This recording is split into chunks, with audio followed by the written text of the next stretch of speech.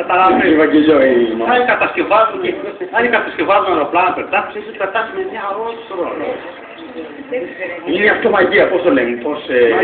Ας το πω, μπορεί να σου πάσει και κανένα κόκα. Αλλά θα είναι γλυκό χτύπημα. Ζικ-ζακ, θα και το έχεις πάσει.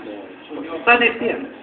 Σαν να δώσει κόστιμα μαχαία. Είναι κάτι τεχνικό το σπάσιμο που μπορεί να σου κάνει μια δροστρώση. Ξέρω, περιμένω, παίρνεις και την ακτινογραφία, οριζάρεις εκεί πέρα και είναι έργο απίστευτο. Λες. Σίγουρα. Μπορείς να μάλιστα να κάνεις πολλές επιλογές, να τις υπογράψεις και να λες ας πούμε. Πάρτε κόσμο, ξέρω, 5.000 μία.